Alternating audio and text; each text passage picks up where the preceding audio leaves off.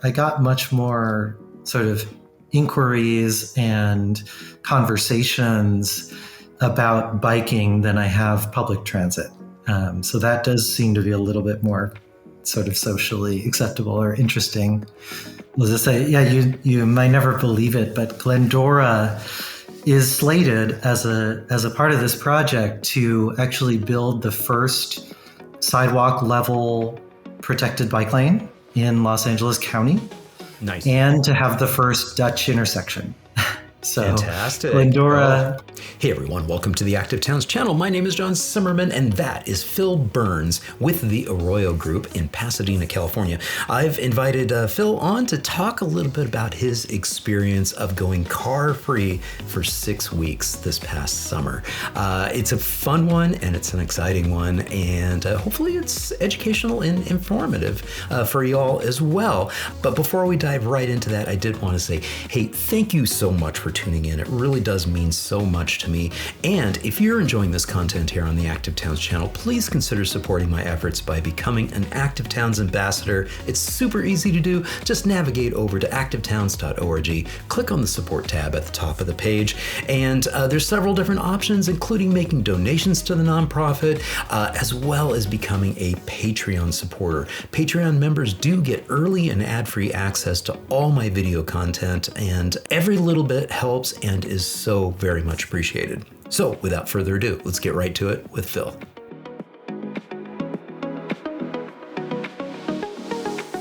Philip Burns, such a pleasure having you on the Active Towns podcast. Welcome. Thank you so much. Yeah, pleasure to be with you, John. Phil, I love giving my guest an opportunity to just give their 30-second pitch as to who they are. So who the heck is Philip Burns? Yeah, so I'm an urban planner. I'm born and raised here in Pasadena, California, where I live. I've lived in a couple of different places. I lived in Providence, Rhode Island during college, and I also lived in rural Guatemala for 4 years as I served in the Peace Corps, and then met my wife there and decided to stay in rural Guatemala for a couple more years. So I've lived in a number of locations, but a lot here in Southern California. And as an urban planner, I'm principal at the Arroyo Group, which is a planning and urban design firm. It's been around for about 50 years. The Arroyo Group really is a firm that got its start with three gentlemen who wanted to save old Pasadena, which is a national landmark, National Historic Register district, from demolition. At the time, the city wanted to urban renewal, demolish it. And the Arroyo Group's partners got together and put together a plan to save the area and,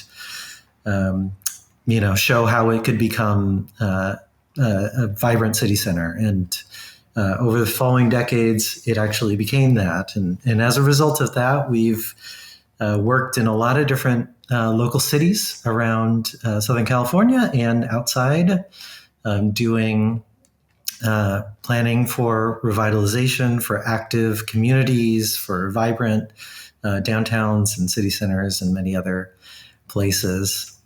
As an individual as well, I'm involved in a lot of different urban planning advocacy kind of things in the Pasadena area, and excited to speak with you and talk about some of those experiences. Yeah, fantastic.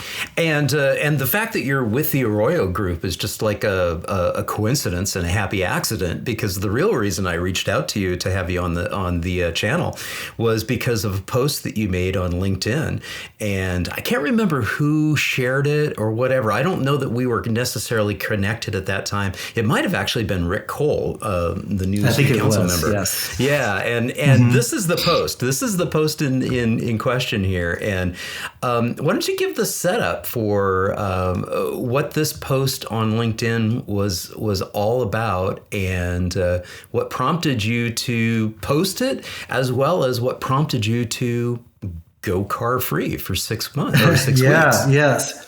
So, not a normal thing for people in Los Angeles area to go car free, although, many people have lived in Los Angeles for period of time without owning a vehicle. I'll start with the immediate reason.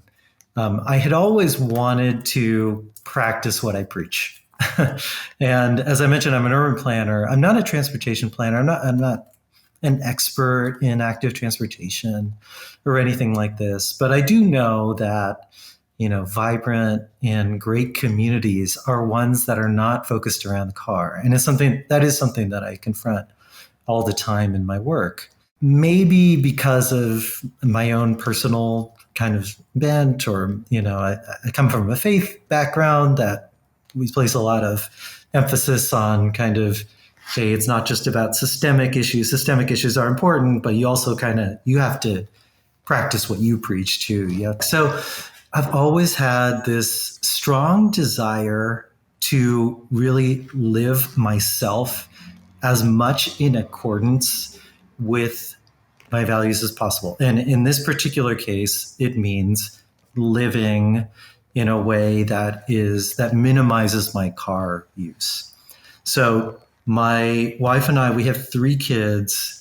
My wife is an immigrant from Guatemala, as I was sharing before. She's not an urban planner or particularly interested in any of these kinds of things. But we share one car for the family, and just in general, I've always tried to kind of keep my VMT as low as possible. And so for those of you who might not be familiar with the term VMT, that's vehicle miles traveled. I do an okay job with it, probably hit maybe 6, maybe 8,000 miles a year on the car, which is, I think that's okay for, it's LA. Below the average for sure. Yeah.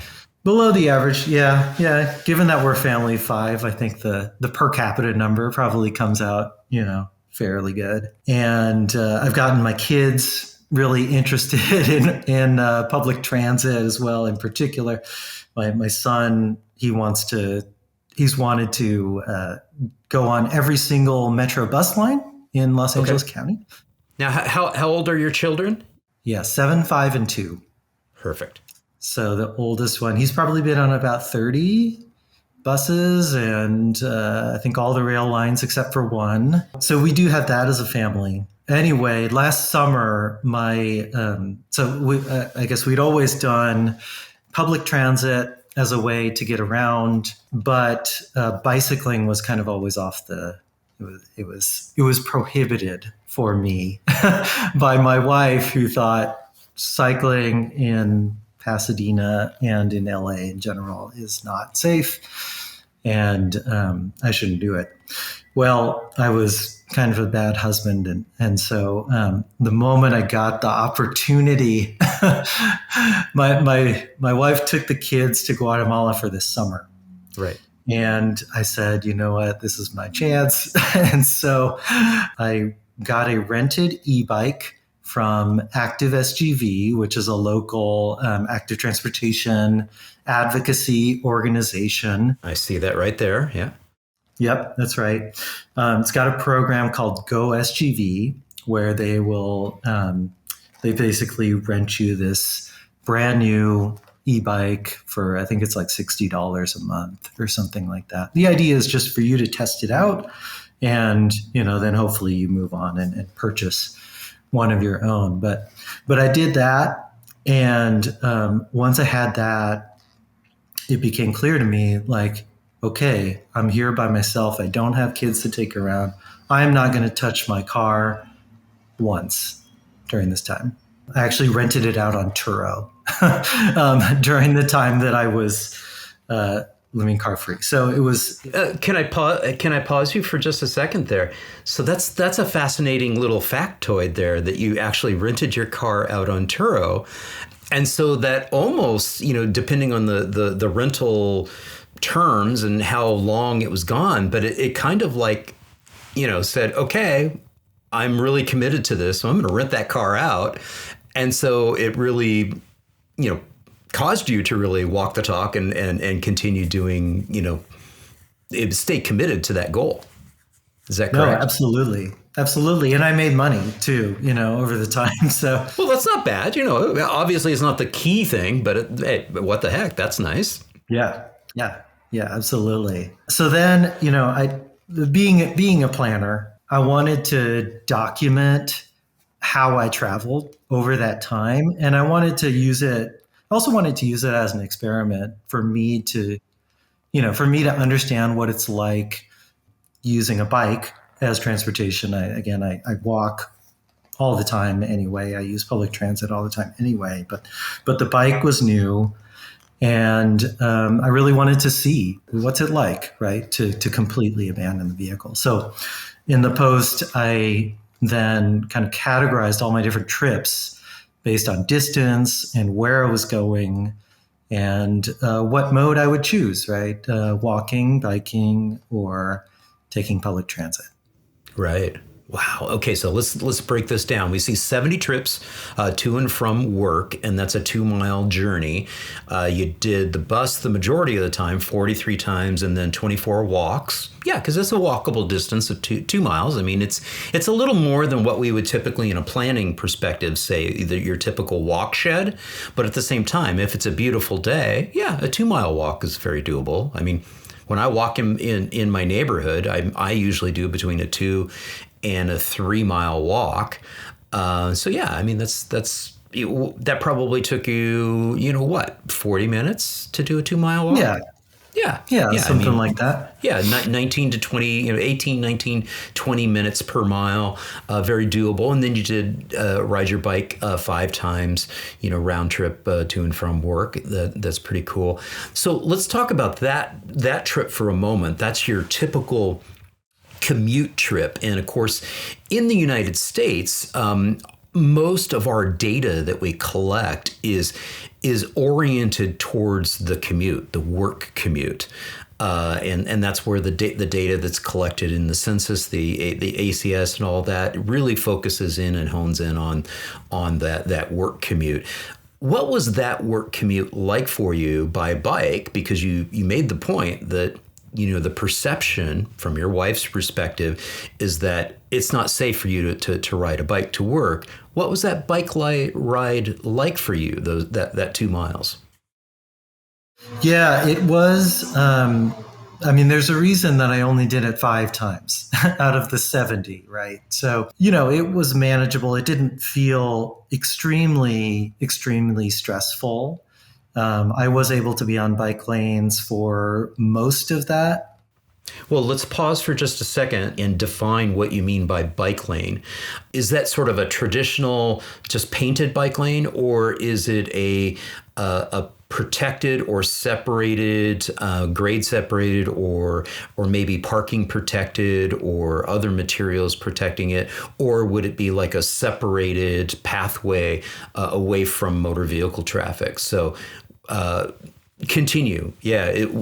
What's that like? I guess mix? to give a little bit of context. So I live. So for folks who don't know about Pasadena, Pasadena is, by Southern California standards, it's a historic city. It was built out in the late 19th century. The downtown is very walkable. Some of that is the result of people like my predecessors who planned for. The residential areas are mostly suburban and low density. They're older, so there's a kind of complete street grid and that kind of thing. It's not like an exurb with gated communities or anything like that. But where I live is on a major street, as I mentioned, 2 miles away from kind of the downtown. And on my street, there's constant speeding, 2 lanes in each direction, no center lane, cars going 35 to 45 miles an hour all the time. One street over, we do have, perfect, there you see it. So I'm sort of in the northern, central, northwest part of the city, Fair Oaks Avenue. And then the next street east of us is Raymond Avenue. And that street is it's slower. It's a 30-mile-an-hour speed limit. A lot less traffic. I wouldn't say exactly low traffic, but definitely less. And that street has a standard bike lane between the driving lane and the parking. So you are Yeah, in the just door zone. yeah. You're in the door zone and you're protected by paint. That's right. Yep. With my And then coffee you make mug it. is, of paint is not protection. Absolutely, absolutely. And Yeah. then, so you make it, you head south along there, and this is just so typical of American bike planning, right? So you head south, you make it to the freeway, Right. and then Here's of the course you got to freeway. Yeah. cross over the freeway. Yeah. Raymond doesn't cross the freeway, and so then you got to merge into traffic coming off of the freeway, and you got to sort of hop, skip, and jump back on Fair Oaks in mixed traffic, and then once you're on the other side of freeway, then you can get off of Fair Oaks again. You can go back to Raymond, and Raymond Yeah. becomes a What is that? It looks like Marengo Avenue is identified as having a bike lane. Is that, would you consider that a safe bike lane to be able to get to the, cross over the 210 freeway? Marengo. Unfortunately, it's another street that it's a nice bike boulevard for those who would understand that term. North of Orange Grove, so about 2 blocks north of the freeway, and then going further. Right. It's a nice yeah, bike boulevard, but then yeah. yeah, Got but then it's kind of traffic engineers. Like once the traffic volumes get high, then they just decide, hey, we're just going to drop. Got All it. bike facilities will just paint a Sharo on there, and good luck. So Yeah. Yeah, and that's one of our biggest challenges, right? So it sounds like your bike ride to the office, it's only 2 miles. You walked it more frequently than you did biking it, and the primary reason you didn't bike it more frequently is because it just didn't feel like it was a comfortable ride. that's right. That's right. Yeah. So I ended up finding out, and as you look through some of those other trips that I made over the course of those 6 weeks, there were certain trips where I did a lot of bus, and there were other trips that I did a lot of bike. Right. And it's kind of a shame that, you couldn't use the bus for the trips that I wanted to make by bike, and you couldn't use the bike as much for the trips that you wanted to make by bus. But together, they actually formed a really good combination. So whenever it was a trip into basically the downtown of Pasadena, and then definitely into downtown Los Angeles or further, any place that had a lot of congestion used arterials like it was going to be public transit. Right. And then when it was like a neighborhood to neighborhood kind of trip where, as I mentioned, there is a pretty decent street grid, and you can kind of snake through on just neighborhood streets. Yeah. Then that became an ideal trip for biking. What's really, really interesting too is that, when we look at your 25 trips to the church and other places in the downtown Pasadena area, and you're looking at a mix between a half-mile trip and a 3-mile trip, you had 15 bike rides there. And I think that this is one of the things that I try to emphasize on the Active Towns channel is that when we look at the total number of trips that we have, and again, I mentioned it earlier, our data collection really emphasizes the commute trip, and yet many of the trips that we have in our households are these other trips. They're not the commute trip. They're these other trips that we do. And so the I shouldn't say the vast majority, but anywhere between 30 and 50% of trips are somewhere in the bikeable range. In other words, it's somewhere south of, 5 to 6 miles. And this is certainly represented here in most of your trips. But at the 25 trips to church and other places in downtown, the majority of the trips you did were by bike, which is so freaking cool for somebody who was previously not doing those at all. So by bike. Talk a little bit about arriving by bike and any response that, others had and what you kind of felt and learned from that experience, for instance, showing up to church on bike. Yeah. I mean, I think this is something that it actually happens with any kind of alternative, any kind of non-car mode of transportation. Right. You arrive at a place, and I have to say, in Los Angeles, like we are not in a place where the culture is hospitable to going places anywhere other than car. Right. Where, you'll always get the questions, you'll always get the quizzical looks. And when you arrive by public transit, people will say, "Oh my God, I'll drive you home." Oh. It doesn't matter if it's like 20 miles out of my way. Like, I can't believe that you did that. Like, now, expand upon that a little bit. That reaction, do you feel that people have that reaction because of the PETA factor, the pain in the ass factor? They're like, "Oh my gosh, I can't believe you did that. It's such a pain in the ass to be using public transit." Or do you think they have that reaction because of a perceived lack of safety? Or is it a combination of both or something else?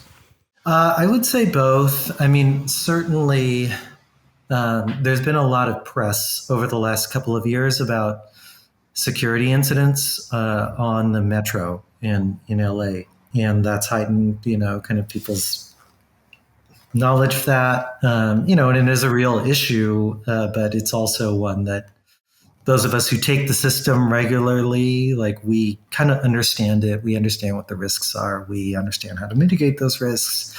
And, LA Metro has ridership that continues to grow and serves a tremendous number of people every year. But they're not people that are in, certain social circles that kind of determine what the culture is. And you grew up right there in Pasadena. Yes. Okay. When you grew up in Pasadena, did you have like an ethic of walking and biking to places and using public transit? Or was it, catching rides, drive everywhere, rides from your parents, rides from your friends, and then eventually being a driver? Or was it a mix of all of that? No, growing up, I would say it was 100% car. Got it. Car oriented. Got it. Yeah. Yeah. Yeah. So, and that's why this is even more impressive in my mind, is that, as an adult, as somebody who has now studied in, urban design and planning, and you're doing the work, and you mentioned it earlier, you wanted to be able to practice what you're preaching, in this sense. And so, and you didn't necessarily have the ethic of, "Oh, I can remember when I was a kid and this is how I would get around," which is kind of like for me, but I'm a few generations, ahead of you in the sense that, I was a kid from the 1960s and, into the 70s. And so, yeah, walking and biking places was very much a part of how I got around as a kid. But I could totally see, as somebody who's, growing up, in later in the 80s and 90s and into the early 2000s, it's a completely different world in that sense, and can be very car oriented and car dependent. Right. And of course, there are folks who, have grew up in, maybe very low income households, transit dependent households that's been their entire life. And that's definitely true in Pasadena as well. But again, those aren't the people that kind of dictate the culture. And so sticking with what we were talking about earlier in terms of the other responses that people had, you talked about the response that people had with you riding transit. Were some people pretty, interested and fascinated by your bike trips to church and other locations? Yeah.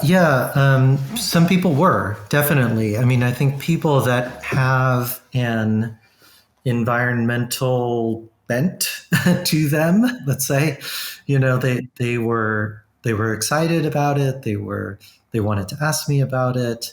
I got much more sort of inquiries and conversations about biking than I have public transit. So that does seem to be a little bit more sort of socially acceptable or interesting. And it reminds me of what, in one of your recent episodes, the bike mayor of Winnipeg was recommending, right? Where she said, just get on a bike. You'll like talk to the person that pulls up next to you at a signal light. You'll immediately have community. And I felt that, even though I was taking all of these rides by myself. Yeah, yeah.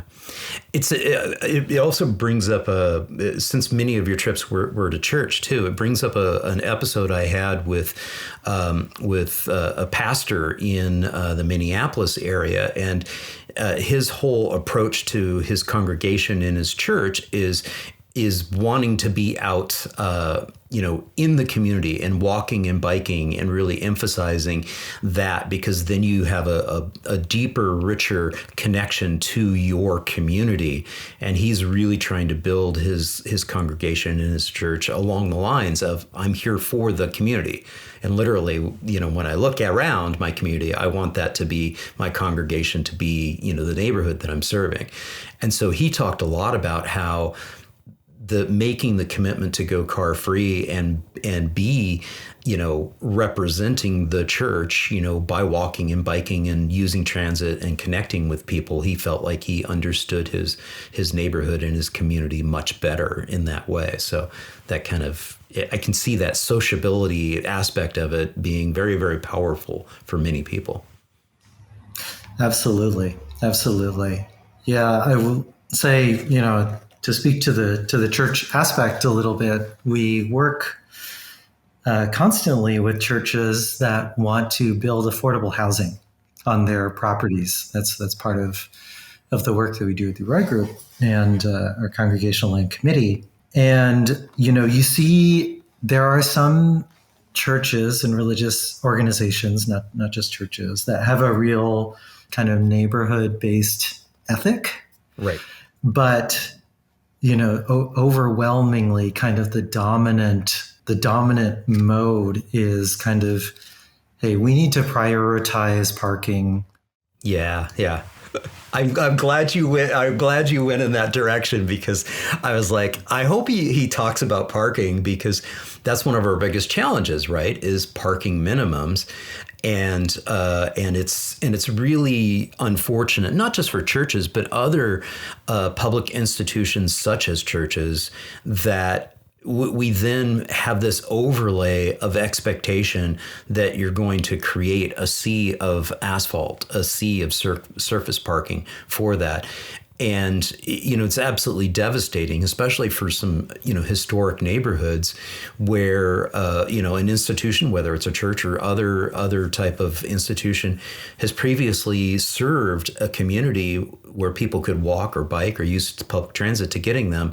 And now, because of parking minimums, if they need to do any kind of upgrade to their facility, or they want to do any kind of add-on or whatever, or they just want to change and not have a sea of asphalt, if they currently have one, or if they want to do something else, they have to, many have like gotten into the situation where they have to acquire land around them and then tear those, houses down, oftentimes housing, to create a surface parking lot. And it's just so frustrating and mind-boggling. Well, and I'll tell you that the interesting thing working in California at this stage, like I completely agree with you about parking minimums, and that was the issue that we would always face in the past. Yeah. We've had, it's so interesting that the legislation in California around housing has changed so much in a few years. And obviously we haven't yet built all the housing that we need to build, or even started really, and we still have terrible affordability crises. But from a legal perspective, things have changed so much to the point that basically I would say the vast majority of the churches that I work with that want to build affordable housing, there's no parking requirement. Nice. Either for the housing or for the church. Yeah. Yeah. Or maybe there's a reduced, parking requirement. But now, the issues that come forth when you think about those kinds of projects and working with a congregation is not what does the local jurisdiction mandate, but what does the church itself mandate? Right. And the perception that either perception of the church leaders or even if we not talking about a church or other institutions, just in general the perception of what is needed from a parking perspective, which oftentimes is a complete disconnect with understanding a little bit of the pie chart that we have here, is that how do your customers get to your establishment, whatever your establishment is? There is a perceived bias that, well, everybody drives here, therefore we need parking for everybody. And, one of the organizations that I love so much that you and I had mentioned before was Strong Towns. Strong Towns, every year for Thanksgiving, they always have the day after the Black Friday parking analysis of, pointing out that on theoretically the busiest shopping day of the year, oftentimes those massive seas of parking are maybe half full, maybe 3/4 full. Almost never are they completely full. But this pie chart here is representing the numbers that we were looking at earlier, which is how you got around during that 6-week period. This is pretty cool. Yeah, that's right. And I mean, I'm obviously not representative of everyone, but you're definitely representative of this little test that you did, which is fantastic. And there's a snapshot of the bus, the Metro bus here, and then here is a snapshot of that awesome bike that you rode.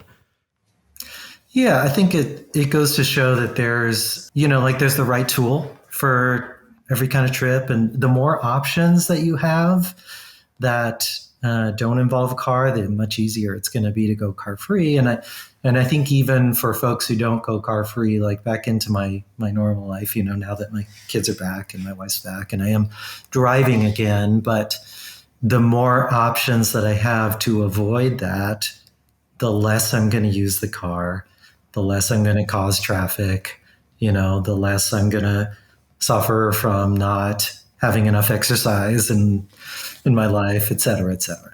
Let me ask you this, and we'll pull the picture of the e-bike back up again. Again, that was from Active SGV, and SGV stands for the San Gabriel Valley, is the acronym that we have there on that. One of the things that I talk about a lot is that the electric assist bicycle is really a tool that is perfect for your situation. It's the perfect tool for giving people a little bit of an assist so that they don't show up to their destination as sweaty, as tired, and it increases the amount of distance that they can comfortably ride. Speak to that. I mean, speak to the fact that you did choose to rent an electric assist bike versus just a standard, bicycle bike, acoustical bike, or whatever you want to call it. How much did that make that trip, those rides, those bicycle rides that you did, that much more pleasant, enjoyable, and feasible for you? Yeah, that's a great point. My house is located up a hill from the center of Pasadena. It's probably, I don't know, I'll guess a 100, 200 foot elevation gain, something like that. And I'm also a person who, for whatever reason, I sweat profusely. So, yeah, I think thinking back to the times many years ago when I did bike around to other places, I would definitely arrive very, very sweaty. Now, what this was a 6-week period. Yeah. I'm assuming based on the timing of this post, which was 3 months ago, was this during the summer? It was during the summer, yeah. And summer in the San Gabriel Valley is hot. We would, It can get hot, yeah. Yeah, we had days over 100 degrees Fahrenheit. And I love it. I love it. That's great. Before we put a bow on this experience, any final observations that you have from the 6 week period, and anything that you'd like to pass on to, to folks who are tuning into this and are like, I want to do that too. I want to take that challenge. I definitely want to inspire other people to take that challenge. And I liked the kind of game, or the gamified or like challenge aspect of it. And honestly, it's something that I would like to do even when I do have to sometimes use a card. Like I would love to, compete with other folks about like how little can you drive over a 6 month period or whatever. It was fun, and it did become something that I could talk to people about. There were times when that was kind of socially awkward, but there are other times when it was exciting to be able to, and some people definitely, they have more of an outgoing personality where they love to say, like, yeah, guess what I'm doing, and Yeah. it's cool. What's interesting too, and I'm glad you brought up the gamification side of it, and it also brought this memory into mind here, and that is the Week Without Driving challenge. And this is a challenge that's held each year. This year it was Monday, September 29th through Sunday, October 5th. Or no, that's this coming year, but I don't remember the exact dates of 2024. But this upcoming year is going to be the 29th through the 5th. And it's a wonderful opportunity to do just what you said, kind of gamify it and make it a challenge, and encourage people to do this, and specifically encouraging leaders and community members, and thought movers within the community to give it a go. I love it because, I've had this conversation with Anna Zeivarts, who wrote the book. She's a non-driver, and so she wrote the book When Driving is Not an Option. And we talked about the fact that, some 30 to 40% of our population are technically non-drivers. They do not drive a car. They cannot drive a car. They choose not to drive a car. Whatever the case may be, 30 to 40% of any given population are non-drivers. And that opportunity to test what it's like for a week, to see what it's like to being a non-driver. Did you know about the Week Without Driving before you started your 6-week venture? I don't think I did. No, I've just heard about it recently. So I did read that there was some kind of competition done in the UK just before the pandemic, where they also kind of challenged people to walk as much as they could, maybe walk or bike as much as they could. And there were some prizes given out. So I'm very curious about what that could do in the future. Well, let's shift gears and talk a little bit about the Arroyo Group. So you, of course, as you mentioned, are the managing principal of the Arroyo Group here. And how long have you been with the Arroyo Group? So I've been here for 10 years. Yeah. Fantastic. And as you mentioned, it was formed by three gentlemen back in the day, back in the 1970s. And I know why it's called the Arroyo Group, because, again, I'm a fourth generation Los Angelino. I was born in the Glendale Memorial Hospital. I have family all throughout that San Gabriel Valley area there. And so I know what the Arroyo is referring to, but you want to share with the audience what Arroyo means? Yeah, there's actually two things it refers to. So, it refers to the Arroyo Seco, which is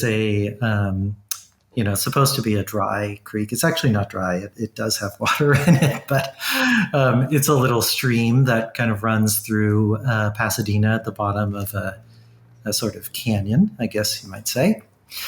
And in particular, the Arroyo Group refers back to the Arroyo Guild, which was a group of professionals of various disciplines who lived along the Arroyo Seco, and they built a lot of the the beautiful heritage that Pasadena continues to have. So architects, landscape architects, artists, sort of proto urban planners, and they really made Pasadena a beautiful city. So, in hearkening back to that, we think about the interdisciplinarity of everything that's related to city building. I really feel like I'm not an expert in any one thing, but I know a little bit about all of these different kinds of things, and that's actually what's needed to have a good city. And then also our aspirations for beauty and livability, and expand that now to include affordability and inclusivity and equity as well. So. And the image that's on screen here is, of course, the old historic bridge that spans that the Arroyo Seco that's down below there. And so, is this a historic monument too? This particular bridge? It is. Yes, it is. Mm-hmm. Yeah, fantastic. It's fantastic. And so one of the things that we want to talk about here is that type of work that you guys are doing, and some of the projects that you are working on there in the Southern California area. Are you mostly doing work just in the Southern California area for the most part? Yeah, mostly in Southern California, although we do branch out a little bit. Okay. Yeah, to kind of relate it, relate it to our conversations and to the topic of active towns. It's interesting. We do a lot of planning for, sort of specific districts within a city. And a lot of times that is a downtown or a commercial area or something like that. There you see an example of what old Pasadena used to look like back in the 70s, early 80s, when the plan for old Pasadena was done. And you see why they wanted to completely demolish it. and I want to point out too that truly old Pasadena, what it looked like at the turn of the century, was much different than what we're looking at here. We're looking at the low point of what Pasadena was like. And you and I had spoken earlier before we hit the recording button that, I used to work on Colorado Boulevard. So I worked right in Old Town, downtown Pasadena. But that was at the end of the 1980s, in the beginning of the 1990s, really before things started to turn around. And so these images look pretty familiar to me, even though I realize it's probably a snapshot from a decade earlier. What's really fascinating and tremendously powerful about the types of work that you all are doing is what's possible. And so that's what this looks like now. Yeah, that's right. And, you'll see I think there are some other photos as well as some of the environments that were created there. One of the really unique things about Old Pasadena is that it's not just a walkable street. Right? The main street is Colorado Boulevard, and many communities have walkable main streets. But actually, Old Pasadena, it has a very fine grain of pedestrian pathways, penetrating blocks. And kind of one of the key ideas of the plan for Old Pasadena back in 1978 was to pedestrianize all of the alleys and what we call mid-block pass-throughs, which are, passing sort of in the middle of a block between a street and the alley that is behind it. And all of those alleys have created, sort of a sense of discovery. So when somebody has comes to Old Pasadena once, they might just walk up and down the main street. But then the next time they come, they might, wander down some of these alleys, right? And down some of these alleys, you'll find retail spaces that are much cheaper than the retail space on Colorado Boulevard. They might have local independent businesses or, nice places to sit and have a cup of coffee that's away from the noise of the street. and those kinds of things. And the alleys and the mid-block pass-throughs also connect to the public parking structures, which are important aspects of the district, and definitely historically were very important in kind of working with the revitalization of Old Pasadena to make it happen. Yeah. And it really is a fascinating story. And you know that I've already spoken with Professor Shoup, and of course we have a couple of different episodes on the podcast with Donald Shoup, the Shoup dog, and we've talked about that transformation of Pasadena and the impact, the relationship of some of the early work that he had done in terms of the high cost of free parking. It was written about it in that particular book, and really helping pave the way, if you'll pardon the pun, for some of the transformations of Pasadena in this district is really, getting away from this concept of being addicted to free parking everywhere for everyone, to, setting the right price for parking and then utilizing that money, those revenues in the district where you're collecting them, so that, there's a virtuous cycle of bringing the community back up and gaining support from the business owners as well as the community members when they can see that it's having a profound impact on the vitality and the vibrancy of the district. That's right. And so Old Pasadena is a famous kind of case study that Donald Shoup popularized because the city wanted to meter parking, and the businesses said absolutely no, over our dead bodies, and then it was finally kind of brought forth, well, let's meter the parking, but we'll put the money back to you, into the district. And so today in Old Pasadena, they power wash the sidewalks twice a week, which makes it, very clean compared to comparable business districts in LA or the cities that are nearby us. We have constant, guides who perform kind of a light security function as well as the wayfinding function all around the district, and constant activities that the Business Improvement District, which is called Old Pasadena Management District, does to bring folks in. And interestingly, it's interesting that even despite that positive case study that is kind of famous, at least in among wonks, I guess, like us, every time they do try to raise the price of parking, it is still a very controversial thing. So, well, there's a level of psychology that Don gets to of that. I mean, there is this expectation as drivers, as humans, that we expect that we can park for free. I want to close out the conversation with Pasadena and Colorado Boulevard by pointing out something that's rather obvious, I think, when we look at this photo, is that it's still a rather large, oversized boulevard. It's also a very, very famous boulevard. Most people who are tuning in, listening to this and watching this probably know Colorado Boulevard, probably know Pasadena because they know the Rose Parade that, happens every single January 1st. Typically it's January 1st.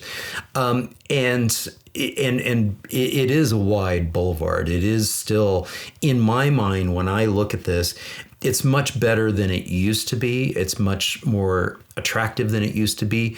But in many ways, it's still kind of an auto sewer with a massive number of lanes that encourage fast driving way too frequently. Yeah, and there is some movement to try to change that. Mm-hmm. And I agree that Pasadena could do a lot more. We actually we found in our work, and I'm kind of going beyond Pasadena now, but into other communities, other suburbs of Los Angeles, and and things. Yeah, there's a picture of Glendora, which is a community that I know you know well. I do. I know these lollipop trees very well. Yeah, you know this, but I'll share this with the audience as well. Glendora is where my family was since the 1950s. I think is when the family made their migration, away from sort of the Highland Park area and the Pasadena area out to Glendora. And so Glendora is a little further east along the 210 corridor. And so, yeah, many of my relatives grew up right here in this environment. And if I remember correctly, this is probably Glendora Avenue, correct? Yes, it is. Yeah, fantastic. Mm-hmm. Okay, so this is the current conditions on Glendora Avenue. Yeah, and I think you have a photo there as well of the proposed condition. Yeah, there with the roundabout, and you can see there's another one actually on the homepage of our website. One of those before and afters is of that. But we find that that it is possible to create consensus for complete streets, and in our experience, we're working in pretty car-dominated kind of communities where, as I mentioned, that culture is very much ingrained of, oh my God, you came here through something that was not a car. I can't believe that. There's still a lot of common ground for folks when we talk about complete streets, not necessarily because of the different modes of transportation, but because of the co-benefits.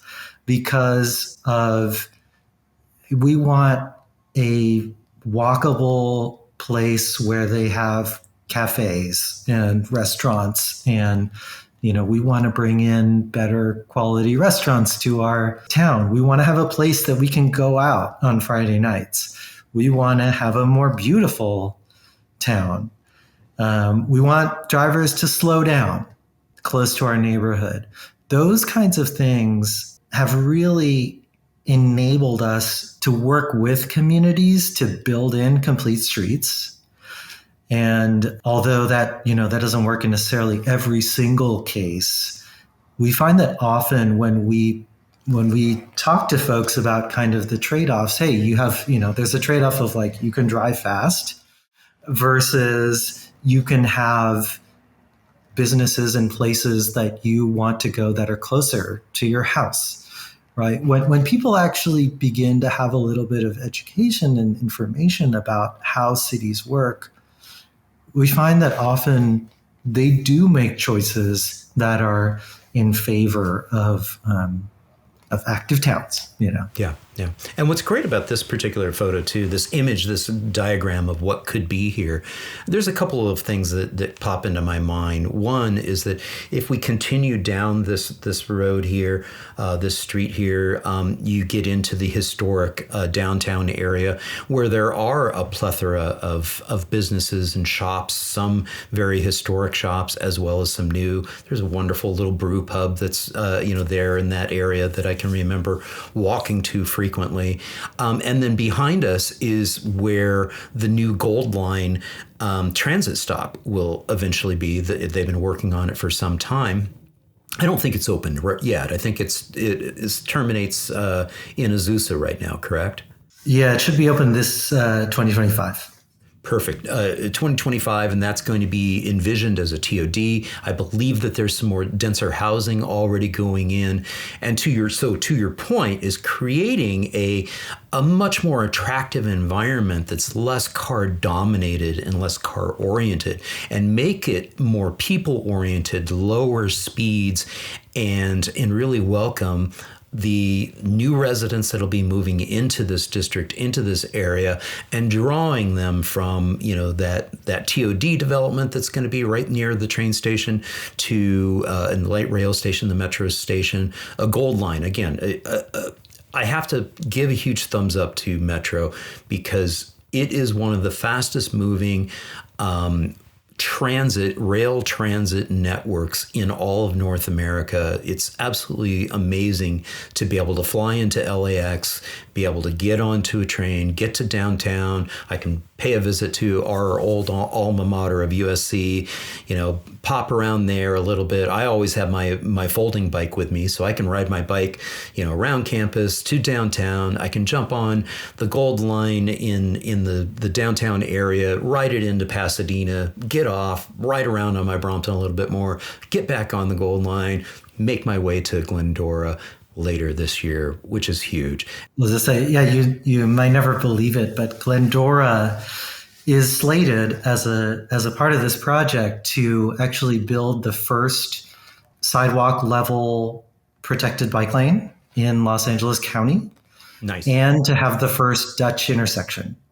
So fantastic. Glendora is a community that had 0 bike lanes. You need to get me in touch with the city staff that are making that happen. I would love to profile that. So let's make sure that we follow up on that. I'd love to do that. Let's pop on over to Norwalk, because I think that this is a powerful image as well. Yeah, I mean, this is just an example of what I was just describing. This in particular, this is the actual historic, the most historic street in the sort of suburban, largely Latino community of Norwalk, in this sort of between LA and Anaheim.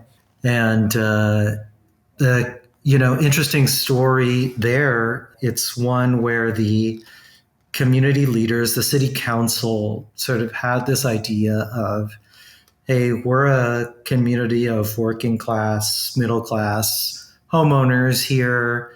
Everybody's pretty satisfied with the way things are. Nobody wants any change. There's a lot of immigrants there, but, people that are, they're excited to have moved up and out of, the inner city areas where maybe they lived when they had recently arrived in the United States. And then during the pandemic, we, of course, switched to online community engagement. And so we did a heavy community engagement based on Instagram and then some Zoom meetings that we had. And in those, of course, you started to have a lot of input from younger folks in the community. And they were saying, we don't like the way it is here. We need change. And they're crying out for, pedestrianization of streets, bike lanes, multifamily housing, all of these things which were kind of like third rails in the community before. And luckily we had some of the council members participate in some of those workshops, and they heard directly from their constituents, these constituents who had never, they never waited like 2 hours to speak at a public hearing at a city council meeting on Thursday night, but when it came to a Zoom, or like making a comment on an Instagram post, like there they were, and they're expressing their opinion. So, this is part of a plan called the Heart of Norwalk, which will significantly change this street, as you can see, into a kind of entertainment district with expanded sidewalks and diagonal parking and outdoor dining and all of that, but also this whole larger area of the city around this area where about 3,000 new housing units are anticipated over the course of the plan, and some really significant changes for the city. Yeah, that's fantastic, and I'm glad you mentioned that too. The power of the elected officials hearing from their constituents that this is what they want. Because oftentimes what ends up happening, as you well know, is that something changes in the built environment. There's a change to the parking. There's a change to, there's an addition of a bike lane and changing of the travel lanes. And so what is typically happening is the elected officials are hearing from those who are unhappy with and upset with the changes. And so it's wonderful when the leaders can actually hear from the constituents really saying, no, we want something that's more beautiful. We reject that this is what we should have to live with. So I think that's incredibly important. Yeah, it's one of the strengths of these community visioning processes. And, in particular, when you look at land use and transportation together, when you look at the public right of way and also what happens on private property together, it really unlocks a lot of potentials, a lot of dreaming and hopes for communities that they can take advantage of. So, Phil, to close us out, I want to focus on this particular before and future visioning. Set this up for the audience. What are we looking at here? Other than a nasty strode. Yeah, this one is a very interesting story, and one that I'm not sure has a happy ending, but very interesting. This is located in the city of Vernon, it is a city that was considered exclusively industrial. It's close to downtown Los Angeles. It is the home of many, many heavy industries. When it was founded in the early 20th century, there was kind of a single family that controlled this city. And that family, they ended up, facing corruption charges and a whole very colorful history, which you can read about if you're so inclined, and I would encourage you to do so. But in response to that, the state of California said in 2009-10 that they were going to disincorporate that city. And the city basically they were able to salvage their independence by committing to increasing the residential population of this city.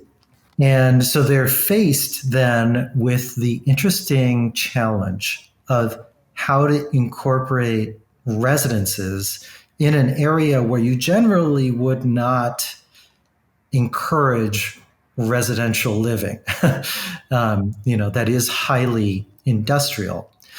And so we were able to work with the city to kind of put together a plan that looked at this section of the community, which is where they had a lot of historic industrial buildings like the one that you see on the right, which is, sort of your typical multi-story factory, high ceilings, beautiful natural light, the kind of thing that is... I was going to say, let me jump in here, Phil, real quickly and say that building reminds me a lot of a plethora of buildings. There's a big inventory of buildings that look just like that, and some even taller, in the lower downtown area of Los Angeles.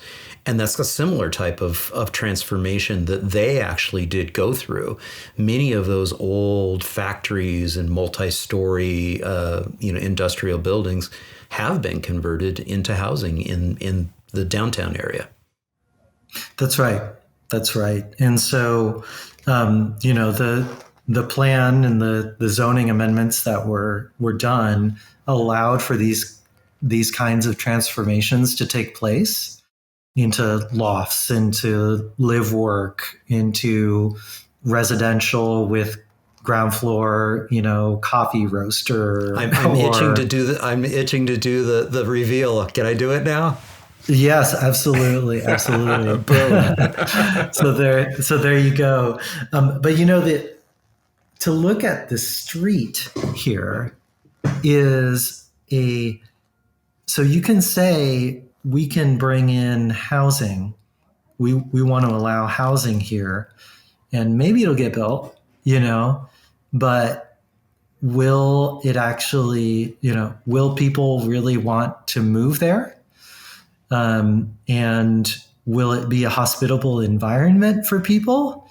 Not necessarily. You have to then come off of just building these buildings into the street and make some changes where it can be a walkable community, right? Where, if you do want to have some art studios that are also open for people to do art walk or a coffee roaster or, custom furniture manufacturer, with residential, like you've got to create an environment that's hospitable for people that want to shop and live and be there. And so that's why we proposed a big change to the way that the street operates and basically a road diet here from 5 lanes to 3 lanes with a protected bike lane along it and trees, etc.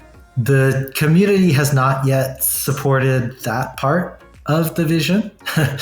And not surprised. It involves moving the 18-wheelers onto a different street and accessing the district through a different way. And so that's the complication there. But yeah, we're excited for the time to come, for the vision. It's a reminder that you give these things your best shot, and sometimes it takes multiple cracks at it before the vision's really realized. Yeah. Well, I wish you the best of luck on all of that, and I'm absolutely delighted to have had this opportunity to chat with you. Thank you so much, Phil, for coming on the channel and talking about your experience, your 6-week experience of going car free, and also sharing some of the good work that you are doing there at the Arroyo Group. I really appreciate you joining me on the Active Towns podcast. Thank you so much, John. It's been a real pleasure, and all the best to you. Hey, thank you all so much for tuning in. I hope you enjoyed this conversation with Phil Burns. And if you did, please, give it a thumbs up. Leave a comment down below and share it with a friend. And if you haven't done so already, I'd be honored to have you subscribe to the channel. Just click on the subscription button down below and remember to ring that notifications bell. And if you're enjoying this content here on the Active Towns channel, once again, I'd love to have your support. Just navigate over to activetowns.org. Click on the support tab at the top of the page. There's several different options, including becoming a Patreon supporter. And again, patrons do get early and ad-free access to all this video content, which is a huge bonus, I think. Anyways, again, thank you so much for tuning in. I really do appreciate it. And until next time, this is John signing off by wishing you much activity, health, and happiness. Cheers. And again, sending a huge thank you out to all my Active Towns ambassadors supporting the channel on Patreon, Buy Me a Coffee, YouTube Super Thanks, as well as making contributions to the nonprofit. Every little bit adds up and it's much appreciated. Thank you all so much.